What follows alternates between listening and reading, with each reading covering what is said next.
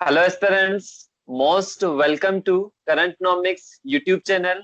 और जो UPSC toppers 2019 mind map session है, यहाँ पर आज हम मुलाकात करेंगे UPSC topper Sandeep Rupela sir से। तो सबसे पहले तो बहुत बहुत बधाई सर। यूपीएससी में 2019 का जो ये एग्जाम था, जहां पर आपने 701 रैंक यहाँ पर अचीव की। और सबसे इंस्पिरेशनल और जो सबसे इम्पोर्टेंट चीज है, इतने सारे गवर्नमेंट एग्जाम्स, चाहे वो रेलवेज का हो, चाहे एसएससी सीजीएल का हो, चाहे जीपीएससी अकाउंट ऑफिसर का हो, चाहे आईबी ऑफिसर का जो एग्जाम होता है, असिस्टेंट एसीआईओ नाम से जो एग्जाम होता है, ढेरों सारे गवर्नमेंट एग्जाम आपने क्लियर किए हैं। तो जितने भी एस्पिरेंट्स आज हमारा ये सेशन देख रहे हैं, उन सबको एक नया मार्गदर्शन यहाँ पर मिलने वाला है। तो सर, डायरेक्टली हम स्टार्ट करते हैं। काफी सारे क्वेश्चंस हमारे पास यहाँ पर आए हैं। तो सबसे फर्स्ट क्वेश्चन मैं यहाँ पर आपसे पूछना चाहूंगा। सर, ये आपका 6th अटेम्प्ट था यूपीएससी के लिए, और ये काफी बड़ा टास्क होता है। जब भी हम यूपीएससी की लिस्ट में अपना नाम देखना चाहते हैं, हम जब तैयारी स्टार्ट करते हैं, फर्स्ट अटेम्प्ट से ही हमारा ये ट्राई करते हैं कि फर्स्ट अटेम्प्ट में ही हम यूपीएससी टॉपर बन के निकलें। तो सर, आपकी क्या रिएक्शन थी जब आपने रिजल्ट देखा ये, एंड आपका साथ में लास्ट अटेम्प्ट भी था? तो आप क्या सोच रहे थे, क्या मन बनाया था आपने सर? एक्चुअली ऑलरेडी जैसे कि आपने बताया कि 12 साल हो गए मेरे को इस फील्ड में। और 12 साल से मैं ट्राई कर रहा था। मैंने मेरे ग्रेजुएशन के दौरान ही इसकी तैयारी शुरू की थी। एक सफर ऐसा आया, एक समय ऐसा आया कि जहाँ पर आपके घर वाले, आपके जो फ्रेंड्स हैं, उनको कहीं ना कहीं ऐसा लगने लगता है कि अब ये सिर्फ एक प्रयास मात्र रह गया है और अब आप सक्सेसफुल होंगे नहीं होंगे, अब उनको उनसे भी कोई फर्क नहीं पड़ता। पर आपके अंदर एक उम्मीद होती है कि नहीं, अब यहाँ तक पहुंचे हैं, 6th अटेम्प्ट है, एक और बार ट्राई करते हैं, पूरी शिद्दत के साथ ट्राई करते हैं। और जब रिजल्ट आता है और आप आपके होली पीडीएफ, यूपीएससी में एक शब्द इस्तेमाल होता है, वो जो रैंक जो लिस्ट होती है, उसमें जब आप आपका नाम पाते हैं तो एक अचीवमेंट फील होता है। एक फीलिंग आती है कि बस आपने कर दिखाया, आपने कर दिया जो आप इतने सालों से आप कर रहे थे। और वो जो लोग होते हैं जिनको पहले आपके ऊपर विश्वास आना आना बंद हो गया होता है, वो कहते हैं कि नहीं, मुझे पता था ये एक दिन करेगा, और उनके जो शब्द होते हैं वो बदलते हुए जरूर दिखते हैं इस तरह से। डेफिनेटली सर, आपका जो इतना ये लंबा संघर्ष रहा है, हर एक जितने भी एस्पिरेंट्स है उनको एक नया पेशेंस देगा, क्योंकि ये एक ऐसा एग्जाम है जहां पर कुछ भी सर्टेन नहीं है।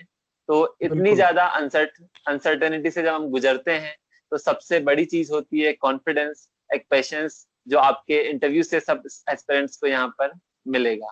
दूसरी चीज सर, इतने सारे एग्जाम आपने यहाँ पर क्लियर किए, चाहे एसएससी सीजीएल का हो, चाहे इंटेलिजेंस ब्यूरो का हो, चाहे रेलवेज का हो, चाहे जीपीएससी अकाउंट ऑफिसर का हो।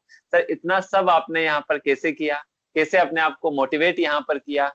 और फाइनली आपने जो आपका सपना था यूपीएससी, वो भी अब तो अचीव कर लिया है। एक्चुअली मतलब शुरू तो इसको यूपीएससी की वजह से ही किया था। इस फील्ड में आए तो हम लोग यूपीएससी की वजह से ही थे। मेहनत करते करते कई सारे जॉब लगते गए, और कहीं ना कहीं इसमें जो मतलब मेरा जो नेचर है थोड़ा सा डिससेटिस्फाइंग टाइप का है। जब भी जॉब लगा तो उसको कंपैरिजन डायरेक्टली यूपीएससी से ही करता था मैं। और मुझे लगता था कि नहीं, अभी भी कुछ कम है, अभी भी कुछ करना है। मेरे जो मतलब एक शायरी पढ़ी थी मैंने बहुत पहले, कि रहने दे आसमां, जमी की तलाश कर, सब कुछ है यहीं, कहीं और न तलाश कर, सब कुछ मिल जाए तो जीने का क्या मजा, जीने के लिए बस एक कमी की तलाश कर।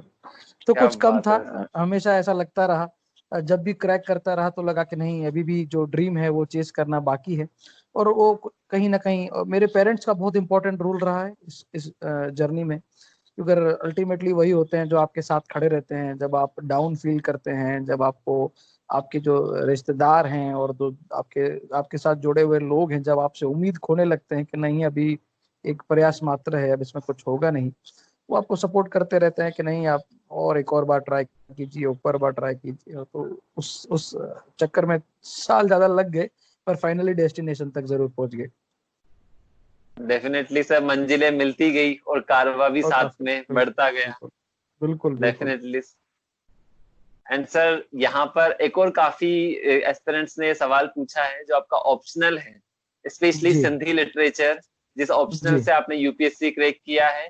एंड सर सबसे बड़ा डिफिकल्ट या मोस्ट डिफिकल्ट टास्क होता है स्पेशली लिटरेचर वाले ऑप्शनल में, चाहे वो हिंदी जी हो इंग्लिश हो। तो सर आप क्या सजेस्ट करना चाहेंगे सब एस्पिरेंट्स को कि किस टाइप से अपने ऑप्शनल की वो तैयारी करें? सबसे पहले तो ऑप्शनल को चूज कैसे करें? जी देखिए, मेरा ऐसा मानना है कि जो ऑप्शनल रहता है आपका, वो बहुत की है इस सिलेक्शन में। आपके जो सिविल सर्विस में जो सिलेक्शन है, आपके फाइनल सिलेक्शन में ऑप्शनल के जो मार्क्स होते हैं बहुत इंपॉर्टेंट होते हैं। तो आप वो ऑप्शनल चूज करें जिसमें आपको वाकई में इंटरेस्ट लगता है, क्योंकि आप समझिए कि आप हो सकता है कि पहले ट्राई में पास ना हो, दूसरे ट्राई में पास ना हो, तो आप एक ही सब्जेक्ट को कम से कम 4-5 साल पढ़ेंगे। तो अगर आप उस सब्जेक्ट में से अपना इंटरेस्ट कम होते देखेंगे तो आपको पढ़ने में मजा नहीं आएगा, आपका मोटिवेशन जो होगा उस सब्जेक्ट को पढ़ने का वो कम होता चला जाएगा।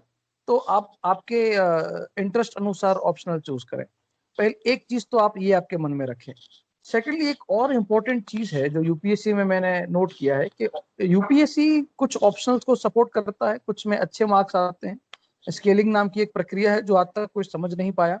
उसमें कई बार स्केलिंग में कुछ जो स्टूडेंट्स होते हैं उनके मार्क्स कम हो जाते हैं और वो फाइनल सिलेक्शन में मिस हो जाते हैं। तो जरूर आप ऑप्शनल चूज करते समय इस स्केलिंग पैटर्न को और आपके इंटरेस्ट को, इसका कुछ मिला जुला अगर आप रखते हैं, अगर आप कहीं मिडिल पाथ इसको चूज करते हैं, तो मेरे ख्याल से वो परफेक्ट स्ट्रेटेजी होगी आपका ऑप्शनल चूज करने में। डेफिनेटली सर, आप बताना चाहेंगे कि बुद्धा का मिडिल पाथ फॉलो कीजिए अगर आपको बिल्कुल ऑप्शनल चूज बिल्कुल करना है। बट सर बिल्कुल। जो आपने सिंधी लिटरेचर यहाँ पर ऑप्शनल के रूप में चुना, तो आपका क्या उसके पीछे उद्देश्य था कि मुझे सिंधी लिटरेचर के माध्यम से यूपीएससी टॉप करना है? उसका सबसे बड़ा इम्पोर्टेंट रीजन तो ये था कि जो सिलेबस है वो शॉर्ट है। बिल्कुल वेरी फ्रैंक, सिलेबस इतना मतलब कि ज्यादा शॉर्ट भी नहीं, एक नॉर्मल लिटरेचर की तरह ही है। पर बाकी जब सब्जेक्ट के साथ मैंने कंपैरिजन किया तो मुझे सिलेबस ऐसा लगा कि इसको मैं कर सकता हूँ। ये मेरे इंटरेस्ट का सब्जेक्ट है, मेरा जो कल्चर है उसको थोड़ा और जानने का मुझे मौका मिलेगा, मेरी लैंग्वेज के बारे में और कुछ नया सीखने का मौका मिलेगा। क्योंकि मेरी जो स्कूलिंग है वो इंग्लिश मीडियम में है, तो मुझे मेरी लाइफ में कभी मेरी लैंग्वेज के बारे में पढ़ने का मौका नहीं मिला। तो इसलिए फिर मुझे इस चीज ने मोटिवेट किया। सिलेबस भी कुछ ऐसा था कि मुझे लगता था कि जल्दी कंप्लीट हो जाएगा, हालांकि जब मैंने शुरू किया तो मुझे मालूम पड़ा कि इतना भी इजी नहीं है। जो प्राइमो फेसी लगा मुझे, जो पहली नजर में मुझे लगा कि ये हो जाएगा, तो उसको भी खत्म करते करते थोड़ा समय लग गया। तो इसलिए ये रीजन रहा कि मैंने Sindhi literature as a subject जो चूज किया। Definitely sir. And the next question sir, आपका जो इतना लंबा स्ट्रगल रहा है, आपका 6th अटेम्प्ट था, इतने सारे एग्जाम क्लियर रहे, तो आपका सक्सेस मंत्रा क्या बताना चाहेंगे सब एस्पिरेंट्स को? देखिए, कई सारी जगहों पर मैं ऑलरेडी ये बोल चुका हूँ, एक और बार आपके चैनल के माध्यम से भी ये बोलना चाहूंगा कि यूपीएससी अगर कोई व्यक्ति ऐसे समझता है कि ये नॉलेज का एग्जाम है तो अभी भी वो इस चीज को समझ नहीं पाया है। ये स्किल बेस्ड एग्जाम है। जब मैं कहता हूँ कि स्किल बेस्ड एग्जाम है तो इसका मतलब ये है कि आप जब प्री एग्जाम के लिए जाते हैं तो आप एमसीक्यू प्रैक्टिस करें, और मैं तो कहता हूँ कि मिनिमम 10,000 एमसीक्यू प्रैक्टिस करें। जब आप मेंस लिखने जाते हैं तो आप एटलीस्ट 500 to 600 क्वेश्चंस लिखें, और जब आप इंटरव्यू देने जाते हैं तो एटलीस्ट आप 10 to 15 मॉक्स प्रैक्टिस करें। हो सकता है कि आपके पास नॉलेज कम हो, पर आप प्रैक्टिस करते करते एक स्किल डेवलप कर जाएंगे जहां पर आप अननोन लैंड के ऊपर भी, अननोन क्वेश्चंस के ऊपर भी उसको किस तरह एड्रेस किया जाए वो सीख जाएंगे। वरना नॉलेज तो इतना है कि जितना आप सीखोगे उतना आपको कम पड़ेगा। अगर कोई स्टूडेंट ऐसा सोचता है कि मैं टेस्ट तब लेना शुरू करूंगा जिस दिन मेरे पास सारा नॉलेज आ जाएगा, तो आपके जीवन में वो कभी दिन आना नहीं है। ऐसा कभी नहीं होगा कि जहां पर आपको सारा नॉलेज आ गया और उसके बाद आप टेस्ट देना चालू करें। तो बेटर तो यही है कि आप सीखते जाएं, पर उसके साथ साथ आप जितना हो सके उतने प्रैक्टिस करें, अपने सोर्सेस को लिमिटेड रखें, और उसके बाद आप प्रैक्टिस करें। ये प्रैक्टिस आपको पास करवाएगा, न कि एक्सेसिव रीडिंग। पढ़ते पढ़ते तो आप कभी कॉन्फिडेंस गेन ही नहीं कर पाओगे अगर आप प्रैक्टिस नहीं कर रहे तो। डेफिनेटली सर, इस नॉलेज के समंदर में हम कैसे चीजों को कंसोलिडेट करें, वही सबसे बड़ा पर्पज है इस एग्जाम को क्रैक करने का। एंड आपके माध्यम बिल्कुल से सभी स्टूडेंट्स को ये जानने का मौका मिलेगा कि किस तरह से लिमिटेड रिसोर्सेज और लिमिटेड नॉलेज के माध्यम से भी ये एग्जाम क्रैक किया जा सकता है। But practice makes a man perfect, ये हर जगह यहाँ पर एप्लीकेबल होती है। सर नेक्स्ट क्वेश्चन आपके फेवरेट सब्जेक्ट इकोनॉमिक्स से हैं। जब आप यूपीएससी इंटरव्यू में अपियर हुए एंड जी। हम देख रहे हैं इतना ज्यादा down turn and slow down हमारी इकोनॉमी में देखने को मिल रहा है। तो यूपीएससी में इंटरव्यू बोर्ड के माध्यम से क्या क्वेश्चन आपसे पूछे गए अभी प्रेजेंट सिचुएशन को लेकर? जैसे प्रेजेंट इकोनॉमी रिलेटेड उन्होंने मुझे बिटकॉइन के कुछ क्वेश्चंस पूछे थे। उन्होंने मुझसे पूछा था कि बिटकॉइन क्या है, तो क्या बिटकॉइन को लीगलाइज कर लेना चाहिए, आप इसके ऊपर आपका क्या ओपिनियन है, ये क्वेश्चन मेरे को पूछा गया था। तो वहाँ पे मैंने बताया कि सर बिटकॉइन जो है वो तो ऑर्गेनाइज्ड क्राइम, मनी लॉन्ड्रिंग और ऐसी सारी एक्टिविटीज को जो है वो बढ़ावा दे सकता है। इसके लिए सरकार का जो रूल बनाया है कि वो एक लीगल फॉर्म में नहीं है, बिल्कुल सही है। फिर उन्होंने मुझे फार्मर्स की कुछ कंडीशंस के बारे में क्वेश्चंस पूछा कि क्यों ये रीजन है कि फार्मर जो है वो डे बाय डे उनको प्रॉब्लम्स बढ़ते चले जा रहे हैं। तो मैंने उसके भी कुछ रीजंस बताए, उन्होंने सॉल्यूशंस भी मांगे मुझसे। फिर एक इकोनॉमी रिलेटेड क्वेश्चन ये मुझसे पूछा गया कि मनी लॉन्ड्र टैक्स इवेजन और टैक्स अवॉइडेंस के बीच में क्या डिफरेंस है। जब मैंने कंसेप्ट उनको एक्सप्लेन किया तो उन्होंने मुझसे पूछा कि टैक्स अवॉइडेंस लीगल है क्या। मैंने समझाया कि टैक्स अवॉइडेंस लीगल तो नहीं है पर एथिकल जरूर अनएथिकल जरूर है। तो उन्होंने मुझसे पूछा कि फिर एथिकल क्या है, अगर टैक्स अवॉइडेंस अनएथिकल है। तो मैंने कहा कि टैक्स प्लानिंग जो है वो एथिकल है पर टैक्स अवॉइडेंस जो है वो अनएथिकल है, और लीगलिटी जो है इसकी वो हमेशा कोर्ट ऑफ लॉ डिसाइड करता है कि ये लीगल है कि नहीं है। तो इकोनॉमी रिलेटेड जो इकोनॉमिक करंट जो था इकोनॉमिक का, उस समय ये सब चल रहा था और उसको ध्यान पे रख के उन्होंने मुझसे क्वेश्चंस पूछे थे। डेफिनेटली आपसे टर्मिनोलॉजी से related questions UPSC interview board में आई थिंक ज्यादा पूछे गए। जी जी। डेफिनेटली।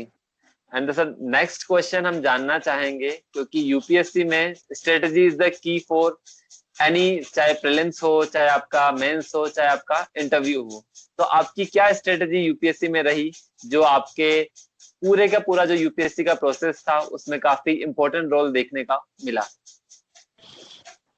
जो मेरी सबसे बड़ी गलती रही, जो कि मुझे 12 साल लग गए यहाँ तक पहुंचते पहुंचते, वो ये था कि ट्रायल एंड एरर में करता रहा। मैं पहले बहुत पढ़ा, मैंने मेरे आगे के अटेम्प्ट्स में मैंने बहुत पढ़ा है और फिर भी सक्सेस नहीं मिल रही। तो कहीं ना कहीं जब लास्ट अटेम्प्ट तक पहुंचते हैं और आपको पता है कि अब पूरा दमखम लगाना है, अब आपके पास इसके इसके इसके अलावा या इसके बाद आपके पास कोई रास्ता बच नहीं रहा। और अब नहीं तो कभी नहीं, ये आपके सामने एक ऐसी स्थिति आ गई है। उस केस में मुझे रियलाइज हुआ कि लिखना, प्रैक्टिस, ये बहुत ही इंपॉर्टेंट चीजें हैं। तो मैंने अगर मेरे लास्ट अटेम्प्ट में कुछ किया है जो मैंने अपने आगे अटेम्प्ट्स में नहीं किया, या आप मुझे स्ट्रेटेजी कहें, मैंने प्रैक्टिस बहुत की है। मैंने इंटरव्यू के टाइम मॉक्स की प्रैक्टिस की है, मेंस के टाइम लिखने की प्रैक्टिस की है, और प्री के टाइम मैंने एमसीक्यूज की प्रैक्टिस की है। तो ये मेरी जो प्रैक्टिसेस हैं, इसकी वजह से ही मुझे आज सक्सेस मिल पाई है। डेफिनेटली सर, आपका जो ये पूरा का पूरा जो प्रैक्टिस मैकेनिज्म आपने बताया है, क्योंकि सबसे इंपॉर्टेंट स्ट्रेटेजी, बिना प्रैक्टिस के कोई एग्जाम आप क्लियर नहीं कर सकते और यूपीएससी बिल्कुल में तो आप बिल्कुल। सोच भी नहीं सकते। डेफिनेटली सर, ये सबको एक नई एनर्जी देगा, किस टाइप से अपनी जो प्रिपरेशन है उसको नए फॉर्म में वो अलाइन कर सकते हैं। नाउ द नेक्स्ट क्वेश्चन हमारा, जहां पर हम बात करेंगे स्पेशली प्रीलिम्स को लेकर, क्योंकि सर जी। 4 अक्टूबर को वापस से प्रीलिम्स आने वाला है। काफी सारे एस्पिरेंट्स, कई सारे फर्स्ट टाइमर हैं और कई सारे पहले भी दे चुके हैं। बट जो प्रीलिम्स है सबसे डिफिकल्ट टास्क माना जाता है, जहां पर मल्टी डायमेंशनल डायनामिक इश्यू कुछ भी सर्टेन नहीं है। तो नहीं होता। लास्ट 1 मंथ में आप क्या टिप्स बच्चों को देना चाहेंगे सब एस्पिरेंट्स को लेकर? मैं ये कहना चाहूंगा कि जिस चीज को आपने अभी तक नहीं पढ़ा उसको बिल्कुल ना पढ़ें। क्योंकि एक प्रीलिम में एक एक गुरु मंत्र ये है कि एक फॉर्मूला ये है कि जो आपको पता है कि मैं जिस चीज को सिर्फ एक बार पढ़ सकता हूँ और दूसरी बार मैं उसको नहीं पढ़ूंगा, तो उसको पहली बार ही नहीं पढ़ना चाहिए। क्योंकि आप अगर चीज को रिवाइज नहीं कर पाएंगे तो उसको पढ़ने का कोई मतलब नहीं है। प्री में मैं ऐसा मानता हूँ कि आपके पास पर सब्जेक्ट, जो भी सब्जेक्ट, टोटल 7-8 सब्जेक्ट हैं प्री एग्जामिनेशन में, उसमें आपके पास 200 से 300 पेज से ऊपर मटेरियल नहीं होना चाहिए। ठीक है। और उसके अलावा आपको एमसीक्यूज प्रैक्टिस करने चाहिए। और मैं जब प्री देने जाता था, मैंने टोटल 4 बार प्री एग्जाम क्लियर किया, तो मेरा टारगेट होता था कि मैं 10,000 एमसीक्यूज प्रैक्टिस करके जाऊं। यानी कि 10,000 एमसीक्यूज जब प्रैक्टिस करके पहुंचते हैं आप आपके एग्जामिनेशन हॉल में, तो आप एग्जामिनेशन हॉल में ऐसा नहीं फील करते कि कुछ आप ऐसा कर रहे हैं जो आपके रोज के रूटीन में नहीं आता। क्योंकि जब 10,000 एमसीक्यूज होते हैं तो आप सबकॉन्शियसली प्रिपेयर्ड होते हैं कि मुझे यही काम करना है और मैं ऑलरेडी इसको डेली कर रहा हूँ। जब आप प्रैक्टिस करते हैं तो ऐसे बहुत से एमसीक्यूज आते हैं, आप जब प्रैक्टिस कर रहे हैं तब, कि जिनके बारे में आपने कभी पढ़ा नहीं है, वो एमसीक्यूज एकदम फ्रेश हैं, उसके बारे में आपके पास नॉलेज नहीं है। तो उस समय आप जब एमसीक्यू रॉन्ग करते हैं तो आप बजाय स्ट्रेस लें कि ये तो मुझे आता नहीं या फिर इसको पढ़ने के लिए मुझे कोई सोर्स ढूंढना पड़ेगा, उससे 1 लाख गुना अच्छा ये होगा कि आप ये सोचे कि अब मुझे इस टॉपिक से क्वेश्चन पूछने के बाद मैं समझ चुका हूँ इस टॉपिक में से कैसे क्वेश्चन आएगा। उसका जो एक्सप्लेनेशन है आप गूगल पे देख लें या एक्सप्लेनेशन शीट में देख लें, वो बेटर स्ट्रेटजी रहेगी, बजाय कि हर चीज के या हर टॉपिक के बारे में आप बुक ढूंढते फिरें और उस टॉपिक रिलेटेड उस बुक को पढ़ते रहें। इसी स्किल की मैं बात कर रहा हूँ। डेफिनेटली सर, एमसीक्यू प्रैक्टिस काफी बड़ा एक टास्क होता है सब स्टूडेंट्स के लिए, जहां पर न केवल एमसीक्यू प्रैक्टिस उसको किस टाइप से एनालाइज करें, वो भी एक काफी बड़ा टास्क होता है, ताकि वो प्रीलिम्स के लिए पूरी तरह से अपने आप को तैयार करें। तो सर आपका जो ये पूरा गाइडेंस है सभी स्टूडेंट्स को काफी मोटिवेट करेगा। हम लास्ट में चाहेंगे एक आप मोटिवेशनल मैसेज सभी एस्पिरेंट्स को दे, क्योंकि इतना लंबा स्ट्रगल में सबसे इंपॉर्टेंट चीज होती है स्ट्रेस मैनेजमेंट, और मेंटली अपने आप को कैसे प्रिपेयर करें वो आपसे बेहतर कोई बता नहीं सकता। तो सब एस्पिरेंट्स को छोटा सा आपके माध्यम से मैसेज देना चाहते हैं। जी, देखिए, आप में से बहुत से स्टूडेंट्स होंगे जो 2 बार 3 बार ऑलरेडी अपीयर हो चुके होंगे। फ्रेशर्स के पास तो फुल ऑफ एनर्जी होती है, उनके लिए तो कुछ बोलना जरूरी नहीं है, पर खास करके वो लोग जो 2-3 बार ये दे चुके हैं, तो देखिए हमारे पास 6th अटेम्प्ट में पास होने वाले बहुत से एग्जाम्पल्स हैं जिन्होंने 6th अटेम्प्ट में इस एग्जाम को क्रैक किया। शॉर्ट में इतना ही कहना चाहूंगा कि 6th अटेम्प्ट में भी इस एग्जाम को पास करने का वर्थ है, भले ही वो 6th अटेम्प्ट में क्यों ना हो। आप जब 6th अटेम्प्ट में इस एग्जाम को क्लियर करेंगे, जब लास्ट में इस एग्जाम को क्लियर करेंगे, तो जो आपने स्ट्रगल की है तो उसका पूरा आपको रिटर्न सूद समेत मिलेगा। जो मान सम्मान आपको मिलेगा, जो प्लेटफॉर्म आपको मिलेगा जिसके माध्यम से आप सोसाइटी के लिए कुछ कर पाएंगे, उस सेटिस्फेक्शन की जो फीलिंग है वो इस स्ट्रगल के लिए वर्थ है। तो मैं तो यही कहूंगा कि करना चाहिए, भले समय लग जाए, हार्ड वर्क जरूर लगेगा, इसमें स्ट्रगल जरूर लगेगी, रुकावटें जरूर आएगी, पर एक चीज जो मैं समझ पाया हूँ मेरे लाइफ में, जो हार्ड है वही इजी है और जो इजी है वो अच्छा नहीं है। तो जरूर इसके लिए काम करना चाहिए। डेफिनेटली सर, संघर्ष में ही जीवन का उपसंगार है, और संघर्ष में ही जी, जीतने का मजा है। जब वो फीलिंग आती है इतना सारा स्ट्रगल के बाद एक सेटिस्फेक्शन जो मिलता है, वो फीलिंग हर एक कैंडिडेट यहाँ पर जो एक्सपीरियंस करता है वो काफी ज्यादा उसके लिए फ्यूचर प्लेटफॉर्म तैयार करती है, फ्यूचर के लिए प्रिपेयर करती है। बिल्कुल डेफिनेटली बिल्कुल। सर, आपका गाइडेंस सब एस्पिरेंट्स के लिए काफी एनर्जाइज होगा, सबको एक नई बूस्टर डोज यहाँ पर देगा। Thank you very much sir आपका क्वालिटी टाइम के लिए। करंटनॉमिक्स चैनल की तरफ से आपको ढेरों सारी शुभकामनाएं। आप अपने आगे के करियर में इसी तरह सभी एस्पिरेंट्स को मार्गदर्शन देते रहें। Thank you very much sir. Thank you sir. Thank you.